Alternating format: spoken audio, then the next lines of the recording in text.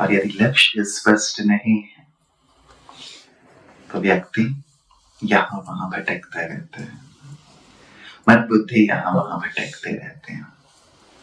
सबको जीवन का लक्ष्य तो मिल गया है ना? क्या है हमारे जीवन का लक्ष्य? क्या है जीवन का लक्ष्य? हाँ जी, देवता बनना और लक्ष्मी नारायण दोनों एक साथ, व्यर्थ को समाप्त करना।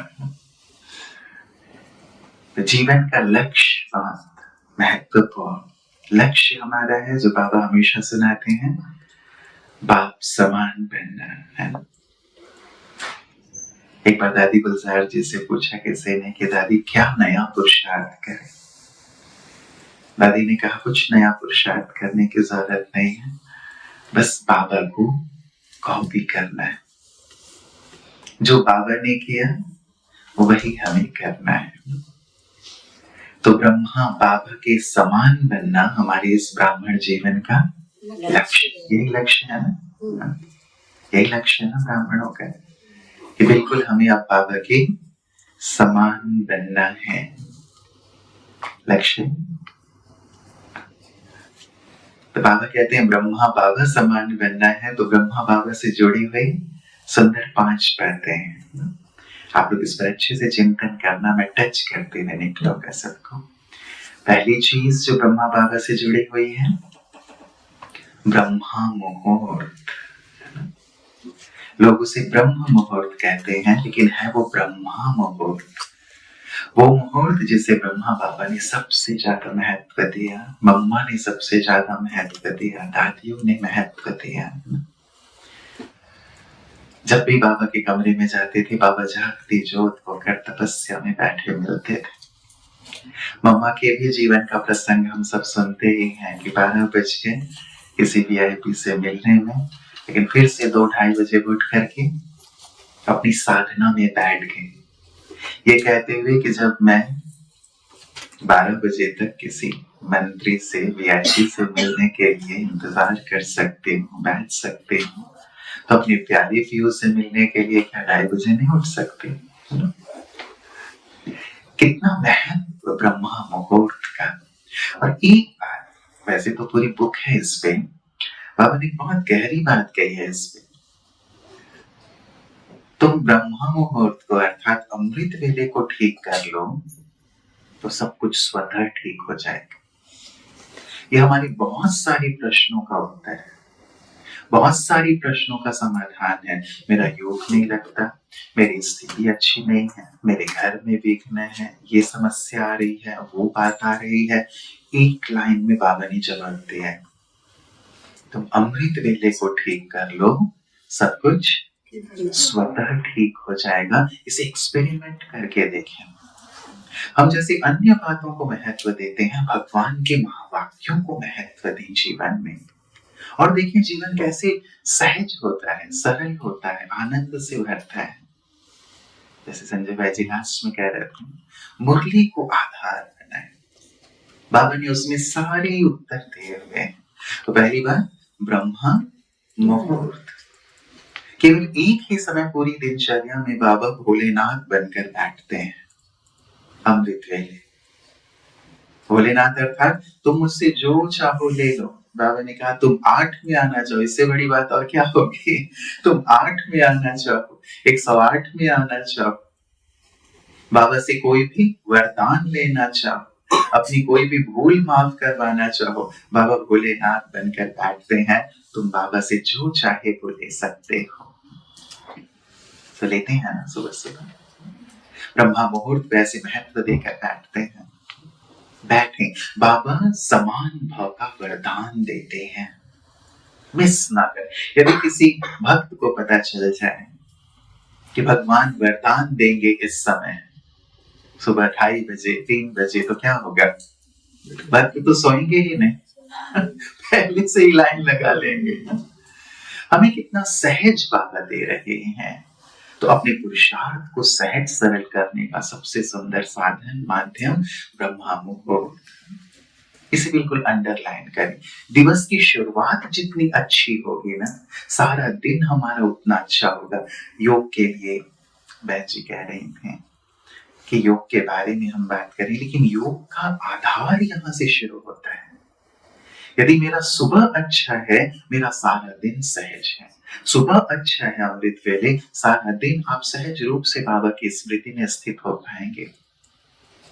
बाबा ने एक बात कही, अमृत वेले बाबा अपने बच्चों का श्रृंगार करते हैं। जैसे माता पिता सुबह सुबह अपने बच्चों को श्रृंगारित करके तैयार करके फिर छोड़ देते हैं कि जाओ अब सारे दिन तुम खेलो कूदो घूमो फिरो, वैसे सुबह सुबह बाबा भी श्रृंगारित करते हैं बच्चों को कि बच्चे श्रृंगारित हो जाओ, शक्तियों से भर जाओ, वरदानों से भर जाओ, फिर सारे दिन कर्म क्षेत्र पर कार्य करो। यदि कोई योद्धा, कोई सैनिक बिना हथियार के रण क्षेत्र में उतर जाए तो उसका क्या हाल होगा? सुबह सुबह बाबा हमें अस्त्र शस्त्रों से सजाते हैं, सुसज्जित करते हैं। जितनी अच्छी से हम उनसे सज करके फिर रण क्षेत्र में आते हैं, कर्म क्षेत्र में हम विजयी होते हैं। मन शांत रहता है, स्थिर रहता है, निर्णय शक्ति हमारी परफेक्ट होते हैं। हम विजय का अनुभव करते हुए शाम तक फिर बाबा के पास पहुंचते हैं। और यदि सुबह सजते धजते में अपने आप को अस्त्र शस्त्रों से सुसज्जित नहीं करते तो सारे दिन इधर से तीर चल रहा है, उधर से तीर चल रहा है, फिर लहूलुहान होके पहुंचते हैं शाम को घर में। फिर शिकायत करते हैं कि बाबा आज का दिन अच्छा नहीं रहा, इसने ये कह दिया, उसने वो कह दिया, ऐसी स्थिति हो गई। इसीलिए पहली बात ब्रह्मा मुहूर्त। हमारी दादियां इतनी एज तक भी बाबा के कमरे में बैठकर योग करते थे। दादी जान की इतना तबीयत खराब होने के बाद भी संगठन में आती थी। जब कहते थे दादी आपकी तबीयत ठीक नहीं है, आप कमरे में ही योग कर लें, दादी कहती थी कि नहीं, मैं तो सकाश आप सबसे लेने के लिए आते। कितना सब भाव। तो ब्रह्मा मुहूर्त, बाबा ने कहा जो जितना जल्दी उठता है वो नई दुनिया में भी उतनी जल्दी आएगा, और जो जितना देर से उठता है नई दुनिया में तो आप सबको कहाँ आना है? श्री सीता जी, श्री राम जी कौन कौन बनना चाहते हैं? जरा हाथ उठाएं।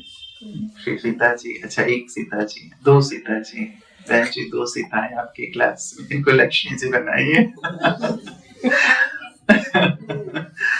तो बाबा ने लक्ष्य दिया, तुम्हें श्री लक्ष्मी श्री नारायण बनना है।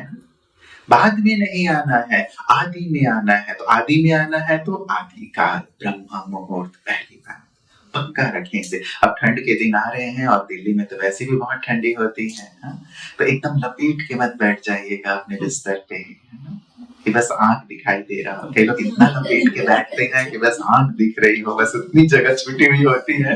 तो कई बार मैं ऐसे में कहता हूँ कि बाबा भी बहुत ध्यान से देखते होंगे, है कौन ये, पहचान में नहीं आता है।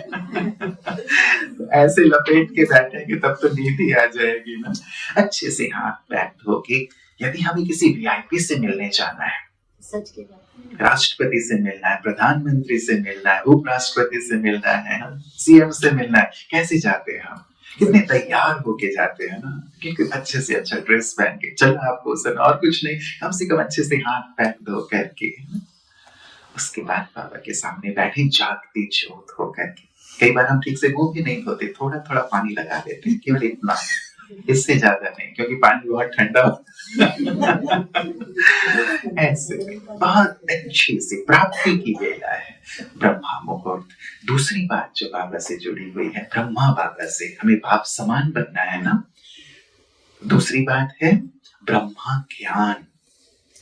ब्रह्मा ज्ञान अर्थात शिव बाबा ने ब्रह्मा बाबा के माध्यम से जो हमें ज्ञान दिया, ब्रह्मा ज्ञान अर्थात मुरली।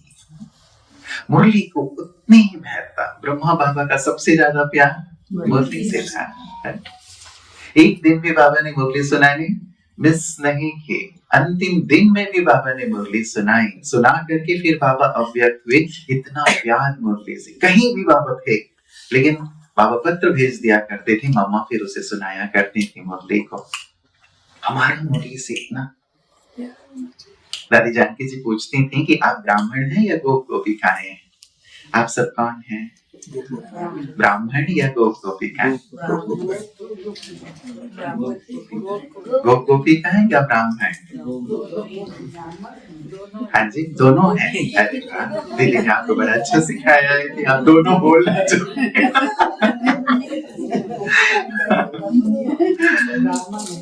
ब्राह्मण है। दादी ने बहुत प्यारा सा जवाब दिया। ब्राह्मण तो हम तभी बन गए थे जब बाबा के पास आए। जिस दिन हमारा अलौकिक जन्म हुआ, किसी भी ब्राह्मण के माध्यम से हम ब्राह्मण बन गए। लेकिन गोप गोपिकाएं वो हैं जो मुरली की तान में झूमते हैं, नाचते हैं, गाते हैं, जो मुरली के बगैर नहीं रह सकते। मुरली यूट्यूब में या व्हाट्सएप में सुनने वाले नहीं, मुरली बाबा के घर में आकर सुनने वाले। ये पक्का रखिए, ये बहुत ही सुंदर सी धारणा है, इसे हमेशा पकड़ के रखिए। बाबा की मुरली बाबा के घर में, सेवा केंद्र पर, क्योंकि सुबह जो मुरली चलती है ना बाबा के घर में जो मुरली चलती है, बाबा की उपस्थिति होती है। निमित्त कोई भी आत्मा हो, लेकिन बाबा की उपस्थिति होती है। बाबा केवल उस समय मुरली नहीं सुनाते, लेकिन मुरली के साथ शक्ति देते हैं उस ज्ञान को धारण करने के लिए। आप कितना भी घर में सुन लो, प्राइवेट पढ़ना अच्छा होता है या रेगुलर पढ़ना अच्छा होता है? हम सब अनुभवी हैं। प्राइवेट में हम यूं ही पढ़ लेते हैं। अच्छा, जिनसे पूछो कि यूट्यूब में आप या व्हाट्सएप में जो मुरली सुनते हैं कैसे सुनते हैं, तो एक माता जी सुना रही थी, मैं ना प्राणायाम करते करते मुरली सुनती हूँ। तो प्राणायाम, श्वास ले रही हैं, छोड़ रही हैं, तो वो बाबा की पॉइंट्स भी श्वास के साथ साथ बाहर ही निकल रहे हैं। वो अंदर कहाँ जा रहे हैं? आप देख लें, खुद ही देख लें।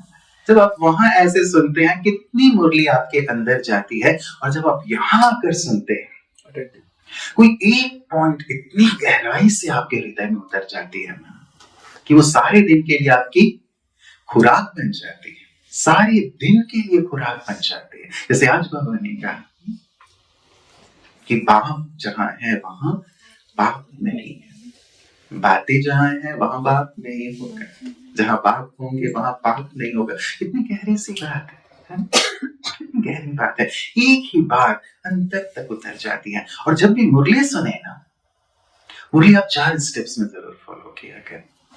विस्तार में नहीं दूंगा, दीदी देंगी आपको, बहुत अच्छे से इस पे चिंतन कराएंगे।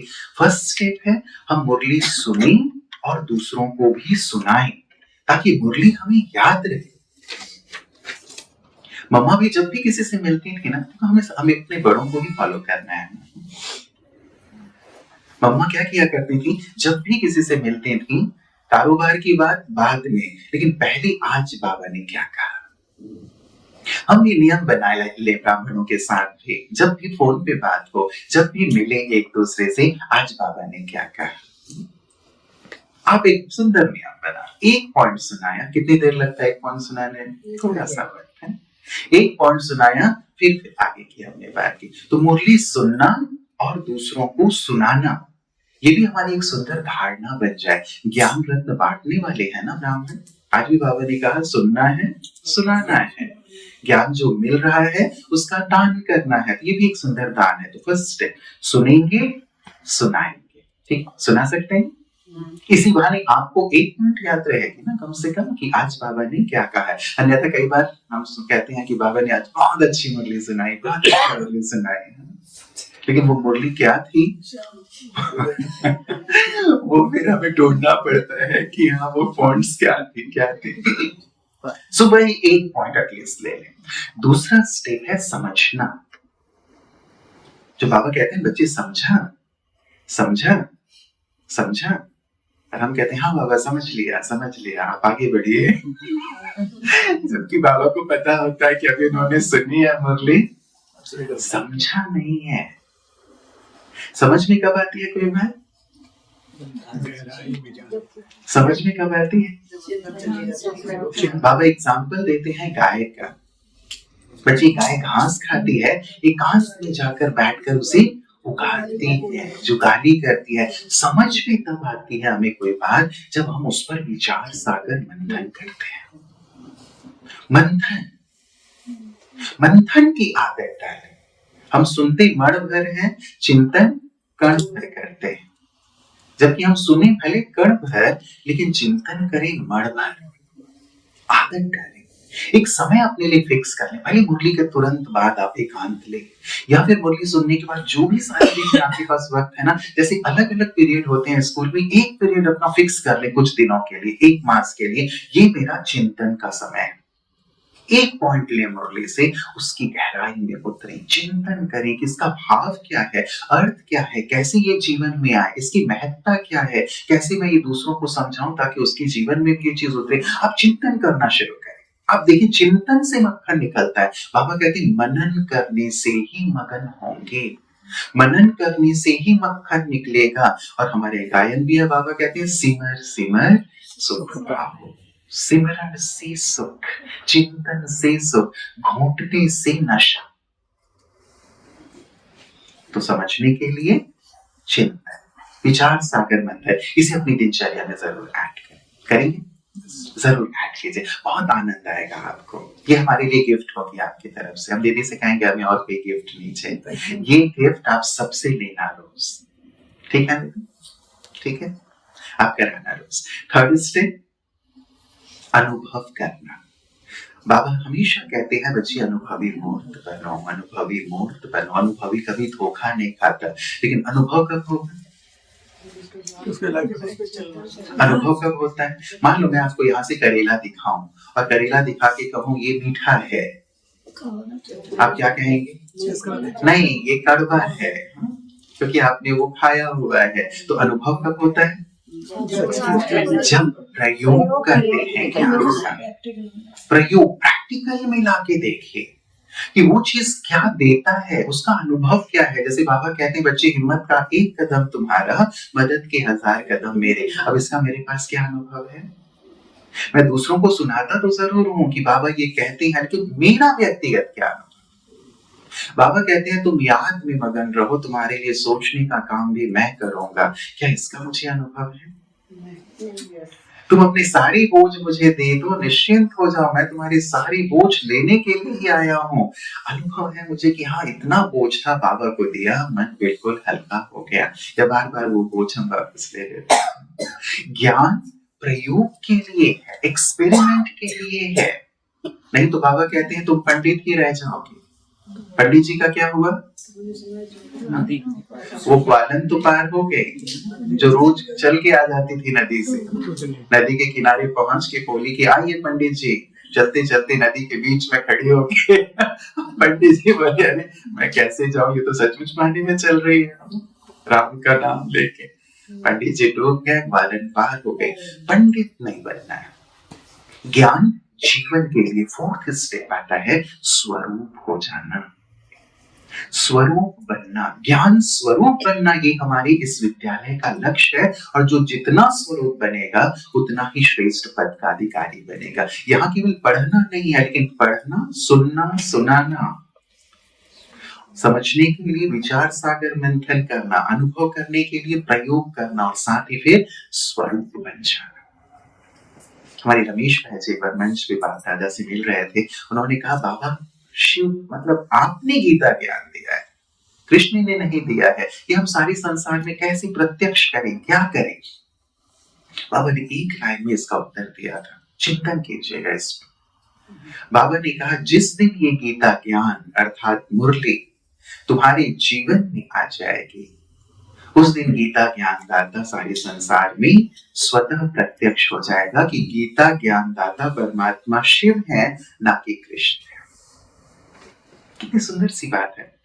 हम इतना परिश्रम कर रहे हैं, गीता ज्ञान दाता भगवान शिव है, कृष्ण नहीं है, कैसे सिद्ध करें, कैसे सिद्ध करें? बाबा ने आंसर दिया है, ये गीता ज्ञान जब तुम्हारे जीवन में आ जाएगा, तुम्हें किसी से कुछ कहने की जरूरत नहीं पड़ेगी, गीता ज्ञान दाता स्वतः सिद्ध हो जाएगा। तो रोज की मुरली से एक पॉइंट जरूर लीजिए, उस एक पॉइंट को इन्हीं गहराइयों में उतारिए, एक पॉइंट केवल। यदि आज से आप शुरू करते हैं, आज क्या है 28 नवंबर 2025, राइट?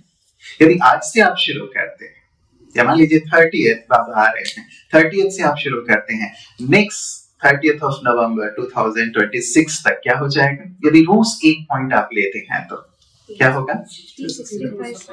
क्या होगा? 365 बाबा की सुंदर बातों से आप सज जाएंगे। बहुत सिंपल एफर्ट, बहुत सिंपल, बहुत ज्यादा यदि कुछ नहीं भी करना ना, एक पॉइंट अपने लिए लो कि आज की मेरे लिए क्या पॉइंट है। आज सिंपली एक बार बातों में नहीं रहना है, बाबा के साथ रहना है। मान लो हमने ये एक बात ले ली, या बाबा ने कहा सच्ची दीपमाला क्या है, याद में रहना। तो आज याद को ही मैं अपने स्वरूप में उतारूंगा, ज्यादा से ज्यादा याद की गहराई में उतरूंगा।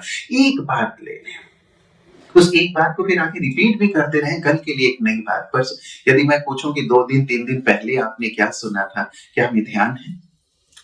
तो ऐसा ना हो कि पीछे जो हमने सुना सपाट होता जाए और आगे फिर हम सुनते जाए। एक बात लेकर के आगे बढ़े, उसे सस्टेन करते चले। हाँ, कल की क्या बात थी, उसके बाद क्या बात थी, एक एक बात को लेकर के उसकी गहराई में उतरते। और यदि आपने चारों स्टेप्स फॉलो किए ना, वो एक बात बहुत गहराई से आपके अंदर मन में उतर जाएगी। तो बहुत ज्यादा ना हो, भले फ्लो बहुत सारी चीजों का रहता है, लेकिन एक बात का फ्लो आप अपने लिए रखो।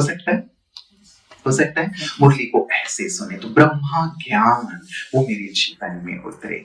तीसरी बात, ब्रह्मा बाबा के समान बनने के लिए ब्रह्मा भोजन, ब्रह्मा भोजन, जिसके लिए बाबा कहते हैं याद में रहकर यदि तुम भोजन बनाओ और याद में रहकर खाओ तो तुम्हारा आधा पुरुषार्थ ऐसे ही पूरा हो जाएगा।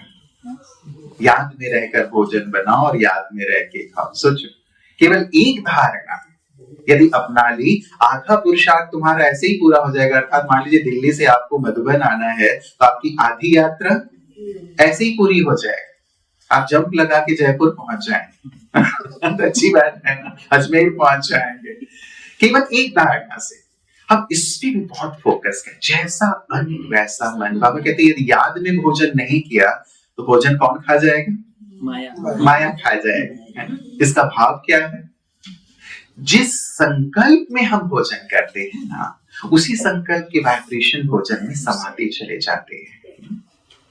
जिस संकल्प में बहुत गहरा, यदि हमने याद में रहकर भोजन बना, किसके लिए भोजन बना रही हूं? बाबा के लिए, अपने प्रियतम के लिए, अपने पिता के लिए, बाबा के लिए भोग बना रही हूं। अच्छे गीत सुनते हुए, अच्छे स्वमानों की प्रैक्टिस करते हुए भोजन बनाइए। जो भोजन खाएगा उसका भी हृदय शुद्ध होता जाएगा। घर वाले ज्ञान में नहीं है, सहयोगी नहीं है, उन सब के लिए सबसे सहज तरीका है योग युक्त भोजन बनाओ। पानी में भी अच्छे वाइब्रेशंस भर दो, आपके सहयोगी बन जाएंगे, उनके मन के भाव शुद्ध होते चले जाएंगे। इस ज्ञान मार्ग में आने की उनकी पूरी संभावना बनती चली जाएगी। आप ये करें और याद में रह करके ही भोजन। आप में से कौन कौन मौन में भोजन करता है? मौन रह करके। अच्छा, ये छोटा सा हाथ मतलब कभी कभी ऐसा बाबा कहते हैं ये वाला सतयुग का हाथ है, ये वाला त्रेता का हाथ है मतलब इसमें थोड़ा 50-50 है। एक लक्ष्य रख ले है, मैं मौन में बाबा की याद में भोजन करूंगी, मौन में रह करके। हो सकता है ऐसा, क्योंकि सारा कारोबार हम खाना खाते समय ही करते हैं। हम इस दुनिया भर की चीजें खाना खाते समय ही याद आती है। मोबाइल भी तो, टेलीविजन भी चल रहा है, इससे भी बात करना है, उसको भी ये करना है, सारी चीजें भोजन के समय। ये ना करें। बाबा ने मुझे ऑफर किया है, बच्चे मेरे साथ बैठकर भोजन करो। मैं बाबा के साथ बैठकर भोजन करूं, बाबा के साथ 15 मिनट। यदि पीएम हमें ऑफर करे मेरे साथ भोजन करो, सीएम ऑफर करे मेरे साथ भोजन करो, राष्ट्रपति जी आपको आप बुलाएं कि राष्ट्रपति भवन में आज आपका भोजन है, तो आपको कितना उमंग रहेगा, कितना नशा रहेगा कि आज मेरा भोजन राष्ट्रपति जी के साथ है। और यहाँ भगवान हमें कहते हैं तो मेरे साथ भोजन करो। इसकी प्रैक्टिस करें 15 मिनट, आपके योग का चार्ट बढ़ेगा। और मैंने जो बात कही उसके पीछे एक सुंदर साइंस है। क्यों हमें याद में भोजन करने की आवश्यकता है? एक गिट्टी मैंने बाबा को खिलाई, अलग अलग संबंधों का अनुभव करो। एक गिट्टी मैंने अपने पिता को खिलाई, पिता ने मुझ बच्चे को खिलाया, मैंने अपनी माँ को खिलाया, माँ ने मुझे खिलाया, मैंने अपने साजन को खिलाया, साजन ने मुझ सजनी को खिलाया। या पांचों स्वरूपों का सुंदर अभ्यास करते हो। जब तक मैंने एक निवाला लिया मैं परम धाम की स्थिति में रहूंगी, दूसरा लिया मैं सूक्ष्मतन में हूँ या फिर स्वर्ग में हूँ, तीसरा लिया मैं अपने पूज्य स्वरूप में हूँ। अब प्रैक्टिस करके देखें, लोग भी कहते हैं 32 बार चबाओ, चलो 32 नहीं, कम से कम 10-15 बार तो चबाए। 2 बार भी सीधा अंदर आ तो बेचारे पेट को परिश्रम करना पड़ता है और उसमें याद के वाइब्रेशन भी नहीं भर पाते हैं, राइट? तो ये प्रैक्टिस करते करते खाएंगे ना, आपका भोजन भी कम हो जाएगा और जो भोजन आपने किया है ना, वो आपको ताकत देगा। तो साइंस ये है, जो भोजन हम याद में करते हैं, जिस संकल्प में करते हैं, उसी संकल्प के वाइब्रेशन भोजन में समा जाते हैं। और जो कुक्ड फूड हम खाते हैं, वो कम से कम 16 से 18 घंटे हमारे अंदर रहता है। तो जिन संकल्पों में आपने खाया, वही संकल्प के वाइब्रेशन आपको बार बार आते रहते हैं। तो या तो आपको योग युक्त होने में वो मदद करेंगे, या आपको योग मुक्त करने में वो आपको बाध्य कर देंगे कि योग नहीं करना है। जो आपने भोजन करते समय मोबाइल देखा, रील्स देखी, इधर उधर की बातें की हैं, वही सारी बातें फिर आपकी बुद्धि में घूमती रहेंगी। विचार करें, 15 मिनट याद में खाना खाओ और अगले 15-16 घंटे के लिए योग युक्त हो जाओ। अच्छी इन्वेस्टमेंट है ना? सही है ना?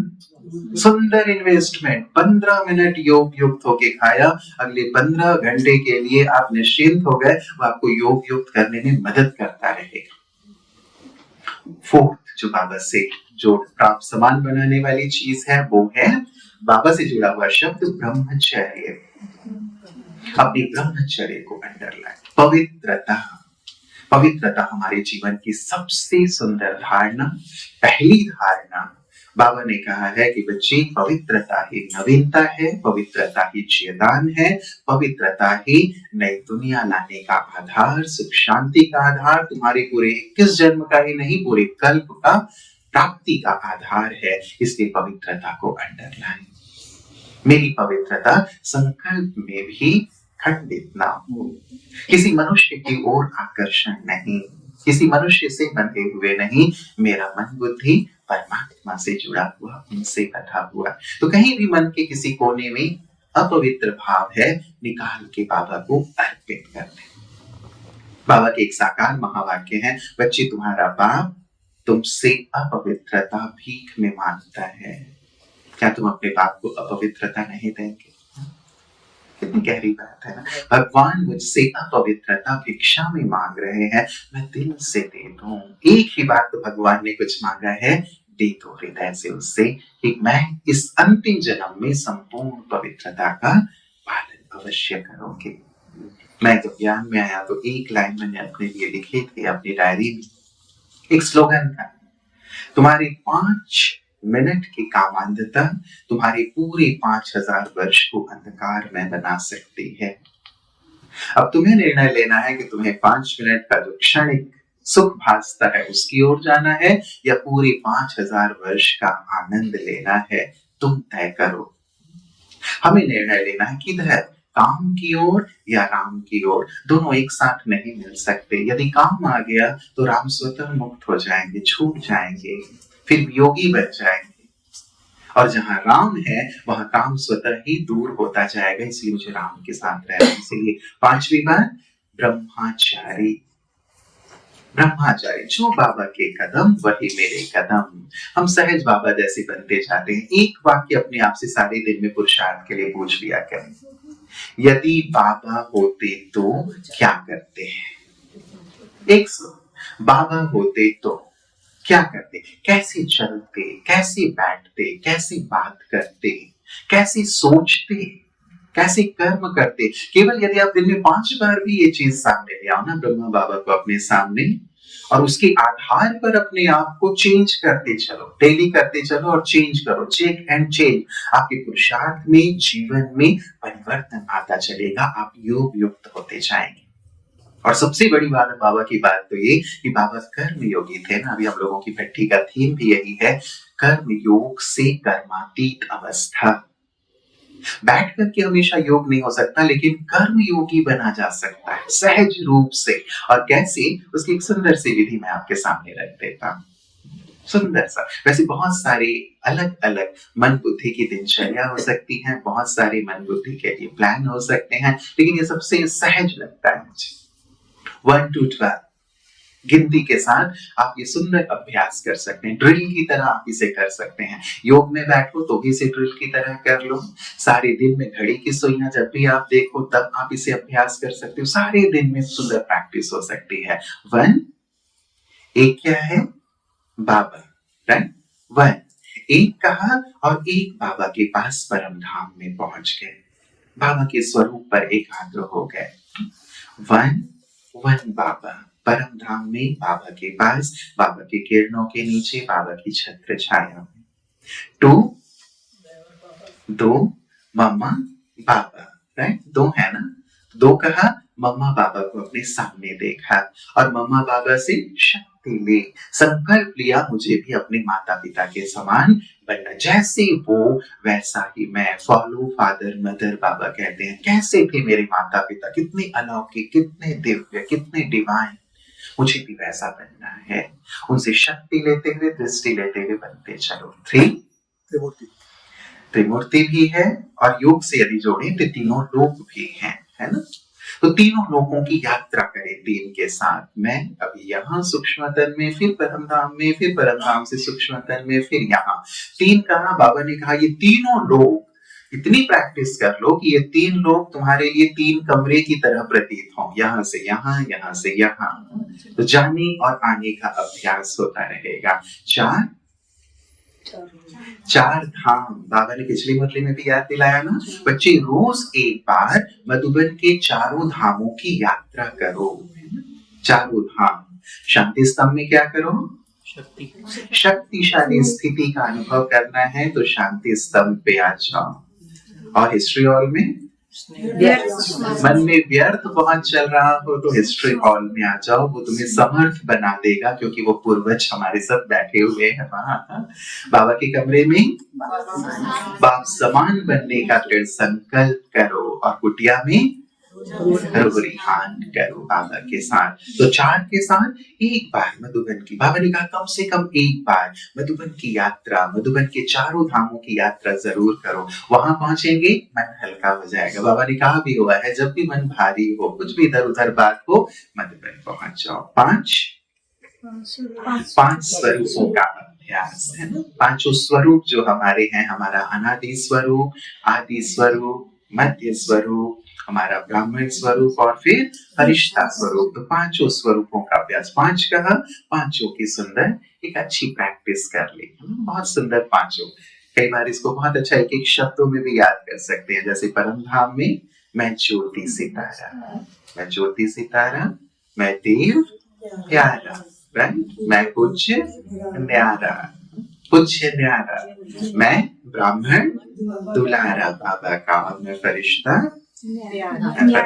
पधारा, ऊपर से अवतरित हुआ हूँ। तो पांचों के साथ अच्छे से इसका अभ्यास कर सकते हैं। अब 1 2 3 4 5 करो और पांचों का अभ्यास कर लो। 6 में क्या अभ्यास करेंगे? 6 5 में तो खैर आप 5 तत्वों को भी सकाश दे सकते हैं, जोड़ लीजिएगा। ये जस्ट एक अभ्यास में बता रहा हूँ। मन बुद्धि की दिनचर्या, हम अपने आप को व्यस्त रखें।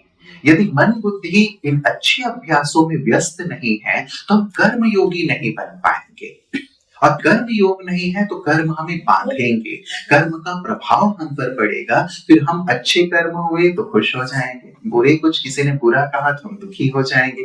तो बाबा ने कहा है कर्म और कर्म का प्रभाव, पर कर्म के परिणाम का भी प्रभाव, उससे भी तुम मुक्त रहोगे यदि कर्म योगी रहोगे। तो 6 में अभ्यास करें, मैं बाबा की छत्र छाया में हूँ। जैसे बाबा मेरे सिर के ऊपर छत्र हैं, बाबा की किरणों के नीचे मैं हूँ। बाबा छत्र छाया, हजारों भुजाओं से बाबा मेरे ऊपर हैं, मैं बाबा की छत्र छाया में पूरी तरह से सुरक्षित हूँ। कभी बाबा किरणों के रूप में, जैसे शिव बाबा आ गए तो फिर मेरे ऊपर हैं। बच्चे मैं साथ हूँ तुम्हारे, बाबा की छत्र छाया, चारों तरफ मेरे ओढ़ा बना हुआ है। मैं कलयुगी वातावरण के प्रभाव से, नेगेटिविटी से पूरी तरह मुक्त हूँ। बाबा की छत्र छाया में पूरी तरह सेफ हूँ, सुरक्षित हूँ, आनंदित हूँ। 7 आत्मा के सातों गुण हैं। आत्मा के सातों गुणों का अच्छा अनुभव करें। एक एक गुण की गहराई में जाएं। शांति की अपनी गहराई है, सुख की अपनी गहराई है, आनंद की अपनी गहराई है। जैसे हर सब्जी का अपना अपना टेस्ट है, वैसे हर गुण का अपना अपना अनुभव है। उसकी गहराई में अवश्य उतरे, वो आपको बहुत प्यारा अनुभव देगा। तो सातवीं आत्मा के सातों गुणों की एक एक की गहराई में, जैसे शांति का सागर है ना बाबा, उस शांति के सागर का क्या अनुभव है और शांति की जो हमारी स्थिति है, शांति का जो गुण है, मेरा स्वरूप है, उसका क्या अनुभव है, उसका टेस्ट लें और औरों को टेस्ट कराएं। कभी प्रैक्टिस भी कर सकते हैं कि जब आप शांत स्थिति में है ना, सामने वाला खुद शांत हो जाएगा। आप प्रेम की स्थिति में है, उस प्रेम की सुंदर अनुभूति करिएगा। आपकी आंखों से हो जाता है, माँ आंखों से ही बच्चे को प्रेम करती है। माँ की आंखों में देख के बच्चा समझ जाता है कि माँ प्रेम कर रही है, और आंखों को देख के ही समझ जाता है कि माँ गुस्सा कर रही है। होता है ना, तो आंखों से आप उस भाव को भेज सकते हैं। 8 अष्ट शक्तियां, मैं मास्टर सर्वशक्तिमान अष्ट शक्ति संपन्न, उसका अच्छा अनुभव। 9 द्वार, कौन कौन से 9 द्वार? अच्छा, ये सारे 9 द्वार हैं, ठीक है। और 9 से क्या अभ्यास करेंगे? योग के साथ जोड़िए। 9 रतन भी हैं, और 9 वैसे ग्रह भी हैं, आप उन्हें भी सकाश दे सकते हैं, लेकिन 9 दुर्गा का सुंदर अभ्यास करें। 9 दुर्गा, मैं ही पूज्य हूँ, इष्ट देवी हूँ, और ये 9 दुर्गा मेरे ही सुंदर स्वरूप है। इन अलग अलग स्वरूपों में मैं ही दुर्गा, मैं ही वैष्णवी, मैं ही उमा, मैं ही पार्वती, मैं ही संतोषी, इन सुंदर भावों में स्थित होकर भक्तों को सकाश दे। मेरा ही स्वरूप है। अपने आप में बैठे और देखें कि ये सारे 9 देवियां मुझसे निकल गए और सबको सकाश दे रही हैं। कभी एक देवी एक मंदिर में गई, दूसरी देवी दूसरी मंदिर में गई, सकाश दे। बहुत आनंद आएगा आपको। योग का एक वैरायटी स्वरूप है जिसको बाबा कहते हैं नवीनता के साथ योग करो, आपको बहुत आनंद आएगा। 10 एक के आगे बिंदी लगाते हैं। 10 में क्या? एक शिव बाबा, उसके आगे बिंदी लगाते जाओ, उसके आगे बिंदी लगाते जाओ। और 10 में और क्या? आप अलग अलग प्रैक्टिस कर सकते हैं। जस्ट एक एक चीज मैं आपको दे रहा हूँ। 10 वैसे हम रावण को ध्यान दें, दशानन है ना, 10 शीश है। तो 10 में हम याद कर लें कि मेरे अंदर रावण का कोई अंश तो नहीं है, 10 विकारों से कोई भी सूक्ष्म विकार तो नहीं है। तो चेक एंड चेंज। 10 में मैं अपने अंदर जाऊं, बहुत गहराई से चेक करूं कि रावण का कोई भी अंश अब तक मुझ में तो नहीं है। केवल इन मोटे रूपों में नहीं, लेकिन ईर्ष्या के भाव में, व्यर्थ के भाव में, परचिंतन के भाव में, किसी से बदले के भाव में, इन भावों में तो रावण का कोई अंश नहीं है। आप आज और प्रेजेंट रूप में देखो, उसे चेंज करो। नहीं, इसे मुझे निकालना है।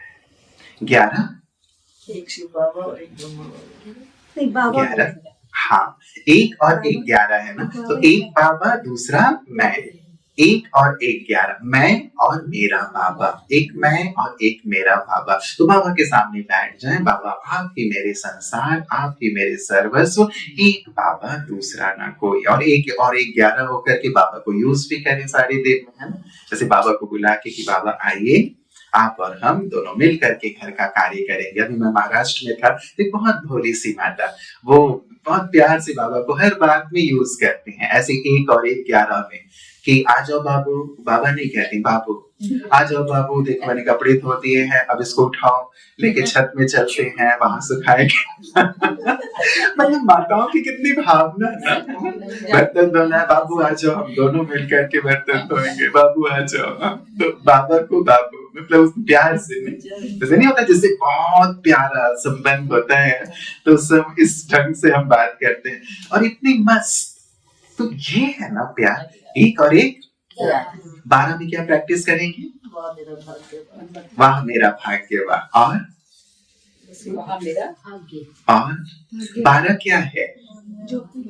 द्वादश ज्योतिर्लिंगम। 12 ज्योतिर्लिंग है। तो हम 12 ज्योतिर्लिंगमों में ना अपने सूक्ष्म फरिश्ते रूप में यात्रा करें। जो बाबा कहते हैं ना, मेरे भक्तों को सकाश भी दो और संदेश भी दो।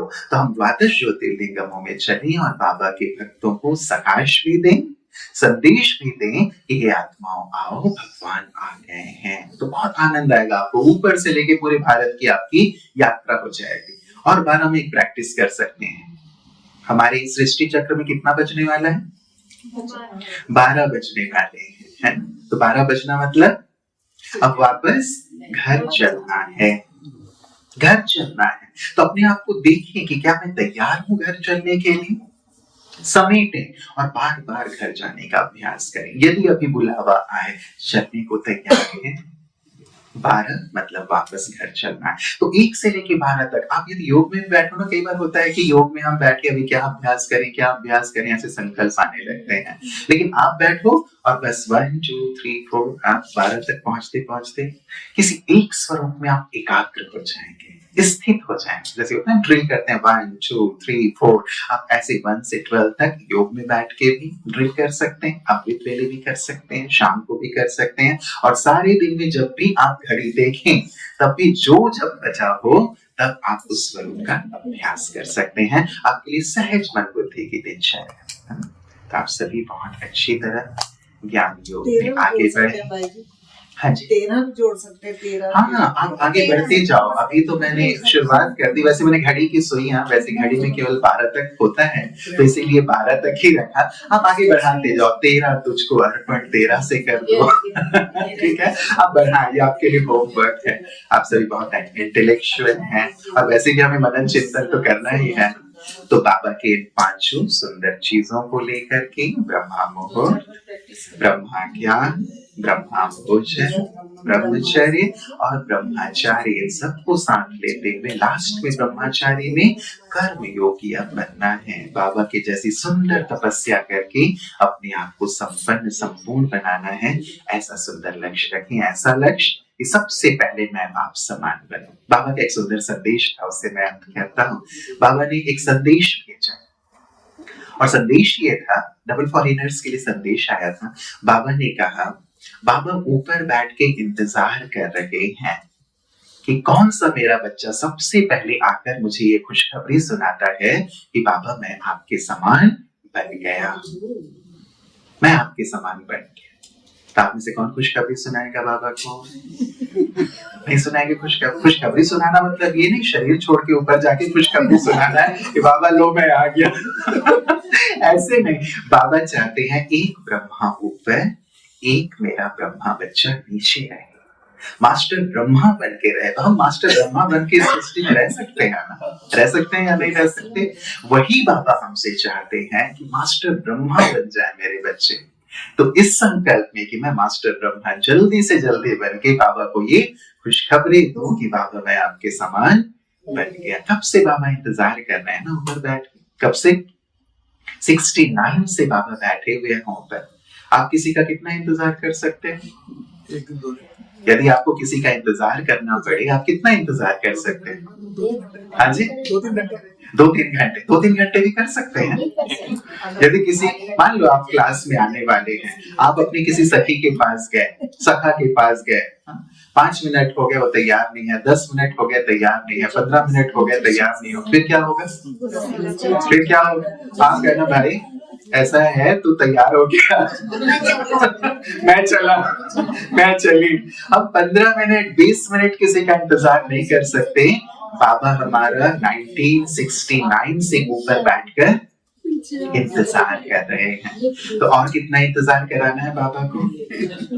और इंतजार कराएंगे या इंतजार पूरा करें? कितनी खुशी होगी ना बाबा को जब हम ये कहेंगे बाबा मैं आपके समान बन के आ गया, आपके समान बन गया। बाबा को और इंतजार ना कराएं। और इंतजार ना कराना मतलब जल्दी से जल्दी बाबा के जैसा बन जाना। तो कम से कम इन 5 बातों को बहुत गहराई से चिंतन कीजिएगा, अभ्यास में लाइएगा और आप जल्दी जल्दी बाबा के समान बने। यही हमारी शुभकामना। मंगल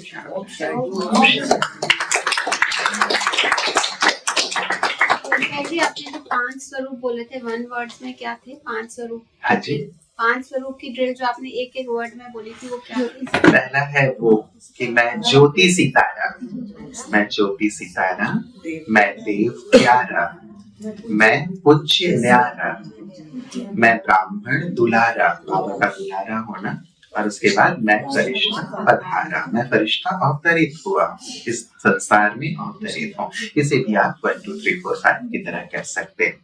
तो ये ट्रेस है। तो बहुत खुशी हुई मुझे और संजय भाई जी को आप लोगों के पास आकर की। अब आप लोगों को वैसे भूख भी लग गई होगी।